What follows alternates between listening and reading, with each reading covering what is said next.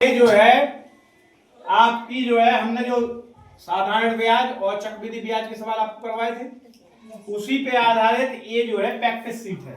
Practice seat का मतलब है उसी पे आधारित कुछ प्रश्न हैं जो आपको प्रैक्टिस के लिए हमने भेजे थे। ठीक है, आपके ग्रुप में गए थे। ठीक है, ये पीडीएफ गई थी ना ग्रुप में। तो आपको एक खुद से सॉल्व करना थी, लेकिन कई लोगों ने किए हैं, कुछ लोगों से बने भी नहीं, है ना। तो नहीं भी बने हैं तो जिससे जो सवाल नहीं बने हैं वो हमसे पूछते जाएंगे आप, है ना। जो बन गए अच्छी बात है। ठीक है, तो पहले हम स्टार्ट पहले ही से करते हैं, जिससे जिसके भी जो डाउट होंगे अपने आप क्लियर होते जाएंगे। ठीक है, तो पहला सवाल है किसी धन पर 5% वार्षिक दर से 2 वर्ष का साधारण ब्याज 100 रुपए, मूलधन कितना। इसका एक तरीका तो ये है कि आप फार्मूला जो हमने बताया था कि साधारण ब्याज बराबर क्या होता है, मूलधन गुणे दर गुणे समय बटे 100, उस वाले से लगा सकते हैं। साधारण ब्याज रखना है 100 और क्या निकालना है, मूलधन निकालना है। दर दी गई है, समय दिया गया है, निकाल सकते हैं, उससे भी हो जाएगा।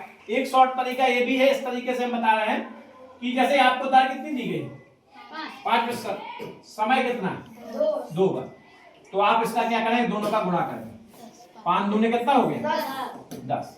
ठीक है, तो ये 10% जो है वो किसके बराबर होगा, 10% आपके 100 के बराबर होगा। 10% किसके बराबर होगा, 100 के बराबर। क्या किया, दर का और समय का गुणा कर दिया, कितना आया 10% हो गया। और 10% किसके बराबर होगा, ब्याज के बराबर होगा, जो ब्याज दिया है। तो 10% बराबर 100, यानी 1% बराबर कितना होगा 100 बटा 10, 0 से 0 कट गया, 10 के बराबर आ जाएगा। तो 100 हर चीज क्या होती है 100% होती है, तो मूलधन की हमारा क्या होगा 100% होगा।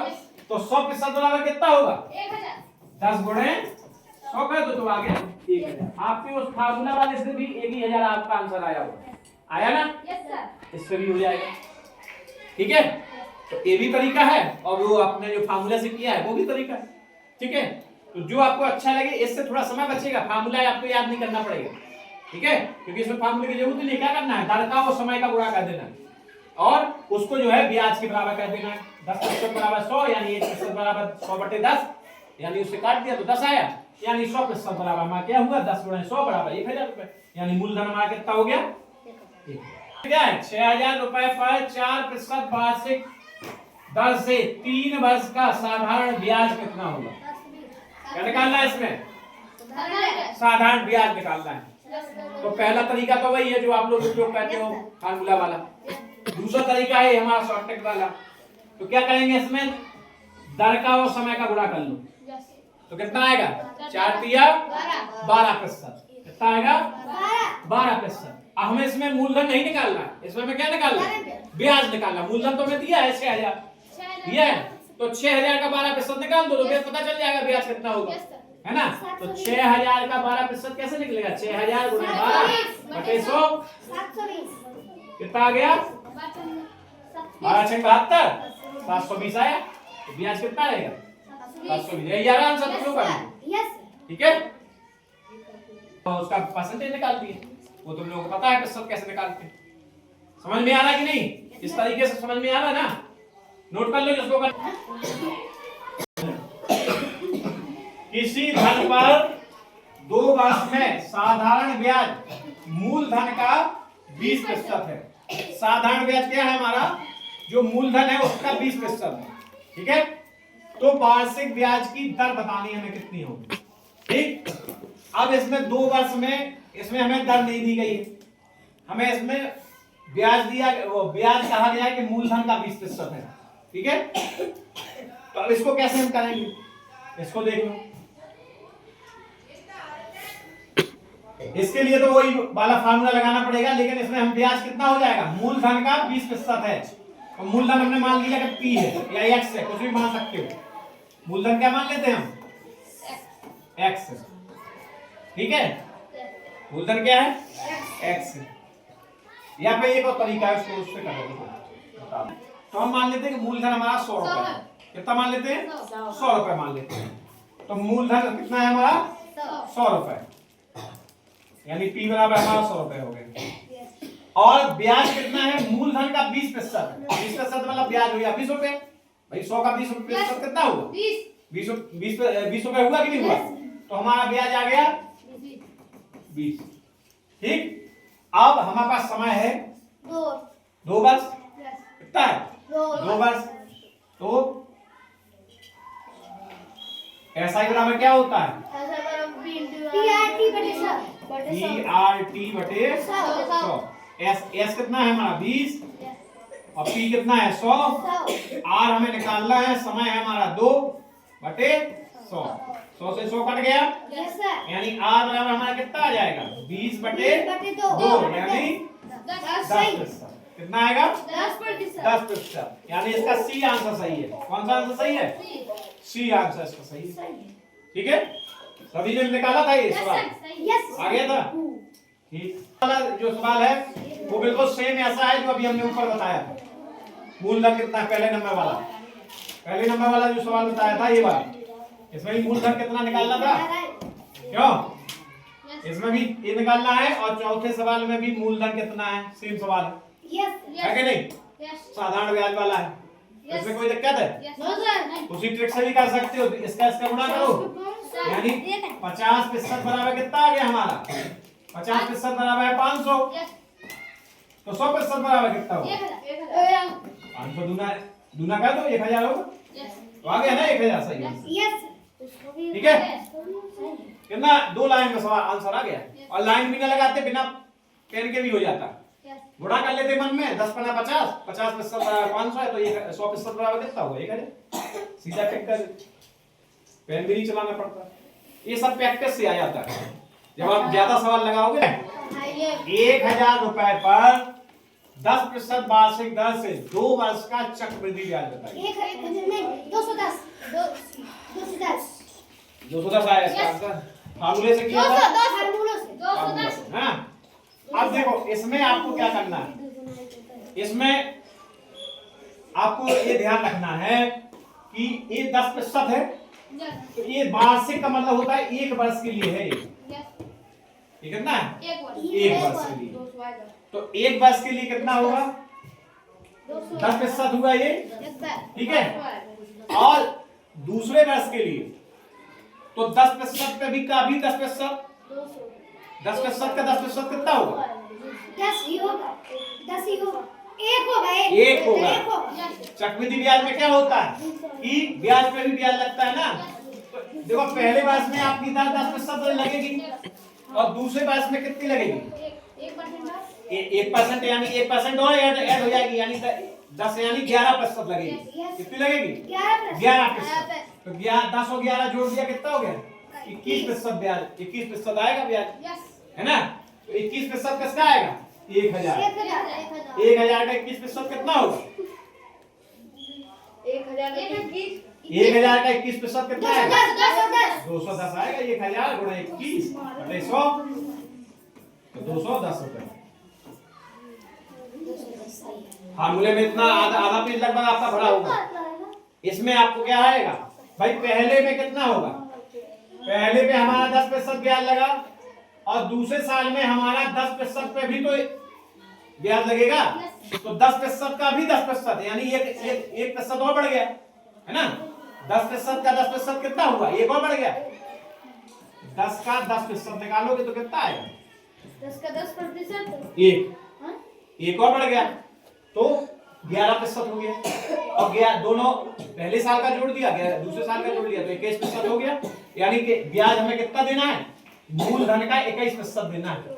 एक तरीका तो ये है जो हम बता रहे हैं, और एक तरीका आपके फार्मूले वाला है जो हमने चक्रवृद्धि ब्याज और धन बराबर बताया था। ए बराबर पी कोष्टक में 1 प्लस आर अपॉन 100 की घाते n, उस वाले फार्मूले से भी निकाल सकते हैं। ठीक है, लेकिन उसमें थोड़ा समय लगेगा, इस वाले में आप जल्दी से कर पाओगे। ठीक है, या फिर अगर तुम्हें ऐसे नहीं समझ में आया तो एक तरीका और है। एक हमने जो फार्मूला बताया था, जब हमने छूट वाला हम फार्मूला बताया थे, डिस्काउंट वाला, तो उसमें एक हमने फार्मूला बताया था कि जो है समझ में आ रहा है, तो इसमें क्या है? 2 वर्ष लिखा है कि नहीं लिखा है? ये केवल 2 वर्ष पे लागू होगा।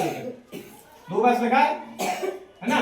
2 वर्ष। एक हमने फार्मूला बताया था आपको कि अगर डिस्काउंट आपको 2 बार दिया जाए, कि 1 बार दे दिया और फिर दोबारा डिस्काउंट दिया जाए, एक फार्मूला नोट कराया था हमने छूट वाले में, ध्यान हो आपको। ये वो फार्मूला था x plus y plus x y बटे 100। याद आ रहा है? Yes, sir. बताया था ना कि एक दो बार उसको दो छूट मिलती थी, Yes, sir. छूट पे भी छूट मिल रही थी। Yes, sir. बताया था ना? Yes, sir. उसी फार्मूले का उपयोग आप यहाँ भी कर सकते हैं। कैसे कि लेकिन 2 वर्ष के लिए काम करेगा ये। कितने वर्ष के लिए? 2 वर्ष के लिए। तो दर कितनी है? 10% है। तो 10 धन 10 गुणे 10। भाई एक्स और वाई दोनों सेम है ना यहाँ पर? 10% तो है दर। तो दोनों जगह एक्स और वाई की तरह दोनों जगह 10 ही 10 रहेगा। Yes, sir. काट दो इसको। तो ये बन गया, ये 10 हो गया 20 धन 1 यानी 21%। यहाँ से भी निकाल सकते हैं, ये भी 21% है, इस तरीके से भी आ जाएगा। 21% आ गया, इसका मतलब ये है कि हमें इस इतने प्रतिशत ब्याज मिलेगा। तो चक्रवृद्धि ब्याज यानी 1000 का 21%, जितना मूलधन आपको दिया है उसका 21% यानी 210 रुपए। ऐसे भी आ जाएगा।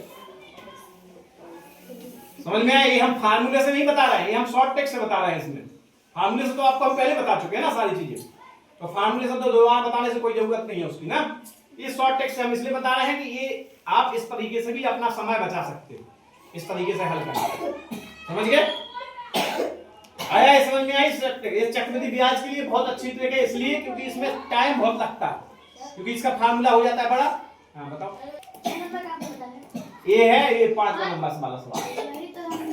5वें वाला है, 6वें वाला नहीं है। 5वें वाले को हमने दूसरे तरीके से बताया है, तरीका दूसरा है। ठीक है 5वें का है, समझ गए?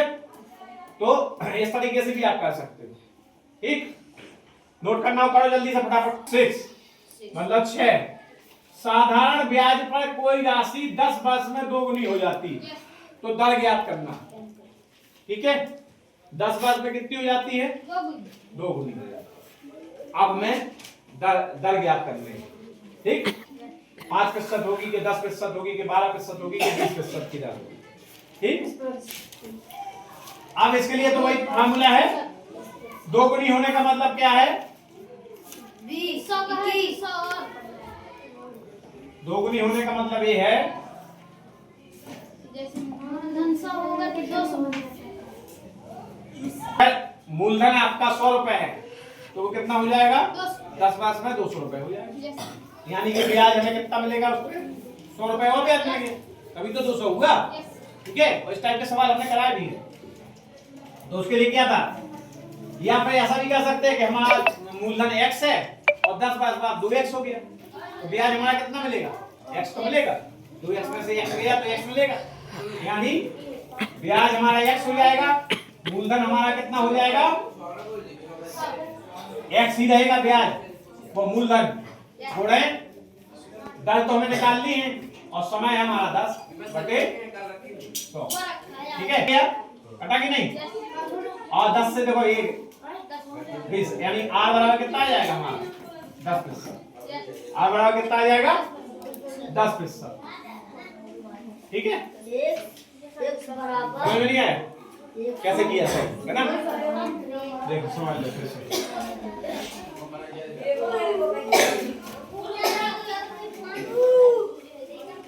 जैसे मान लो हमारा मूलधन है x, मूलधन कितना है हमारा? x, और 10 साल में दुगना हो गया। अब हमारा हो गया 2x 10 साल बाद, तो ब्याज कितना होगा? ब्याज बराबर 2x माइनस x, यानी x ब्याज मिला होगा है ना? तो ब्याज बराबर क्या होता है हमारा? SI बराबर PRT। SI बराबर क्या होता है? PRT बटे 100। SI हमारा x, P है हमारा x, R हमें निकालना है, समय है 10 वर्ष बटे 100। नहीं ठीक है, ये x से x कट सकता है, कोई दिक्कत नहीं। ये 10 में से एक जीरो कट गया, अब इधर कुछ तो बचा नहीं है ना। ये 10 आएगा यहाँ पे, ऊपर आएगा कि नहीं आएगा? क्रॉस मल्टीप्लाई करोगे ऐसे तो ऊपर आ जाएगा। तो ये 10 आया, यहाँ पे क्या बचा? x भी चला गया, t भी वो भी चला गया, r बचा। r ही तो हमें निकालना था, तो r कितना आ गया हमारा? 10% आ गया। ठीक है, समझ गए? 10,000 रुपए पर 2 वर्ष के लिए 10% की दर से CI और SI का अंतर। CI का मतलब है कंपाउंड इंटरेस्ट यानी चक्रवृद्धि ब्याज, और SI का मतलब होता है सिंपल इंटरेस्ट साधारण ब्याज। ठीक है, अब इसके लिए दो तरीके हैं। या तो आप पहले फार्मूले से चक्रवृद्धि ब्याज निकालो और फिर साधारण ब्याज निकालो, फिर उसको आपस में घटाओ, तब उसका अंतर निकलेगा। या फिर एक शॉर्ट ट्रिक याद रख लो, उसको लिख लेना, ये हमने लिखवाई नहीं, उसको नोट कर लेना, एक फार्मूला है या शॉर्ट ट्रिक समझ लो। जब भी आपको 2 वर्ष के लिए दिया जाए, कितने वर्ष के लिए? 2 वर्ष के लिए, लेकिन वो 2 वर्ष पर काम करेगी। जब 2 वर्ष का आपको निकालना हो अंतर, 2 वर्ष के लिए अंतर आपको निकालना हो, किसका? CI और SI का अंतर निकालना है, तो उसका होता है आपका फार्मूला PR/100 की घात 2। P क्या कहलाता है? P है आपका मूलधन, R है आपकी दर बटे 100 और इसके घाते 2 यानी वर्ग इसका।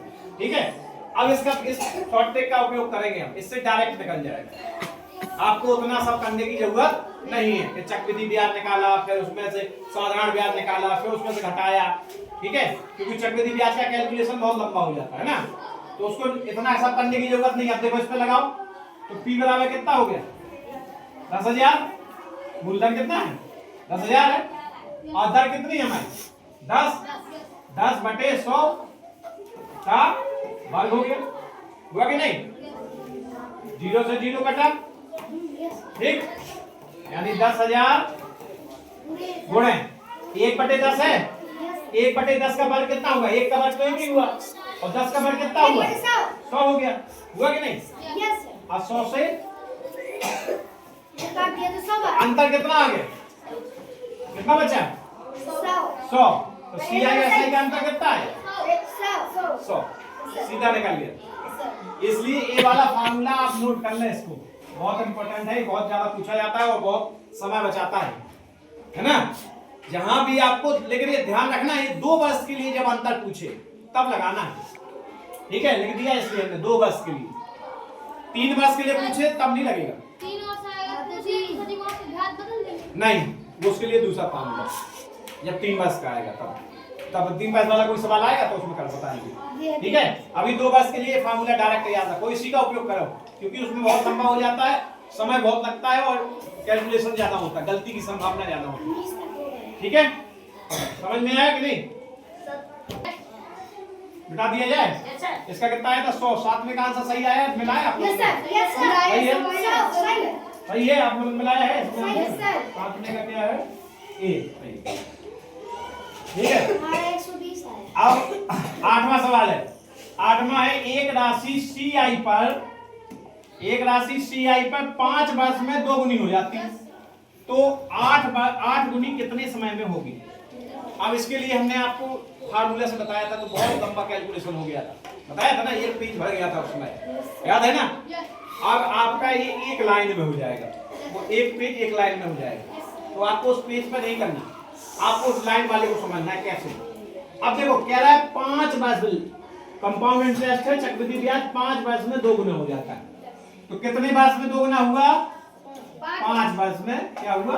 2 गुना हुआ। अब पूछ रहा है कि 8 गुना करना है, कितने गुना करना है? 8 गुना। 8 गुना कितने समय में होगा? समय पूछ रहा है। अब ये बताओ कि 8 को हम 2 की घातों के रूप में कैसे लिख सकते हैं? 3। 8 को लिख सकते हैं 2 की घातें 3 लिख सकते हैं कि नहीं? तो अब आपको समय अगर निकालना है तो इसकी घात जितनी है और जो पहले समय दिया गया है उसका गुणा कर देना। 15। तो 5 दिया 15, इसका आंसर आ गया 15।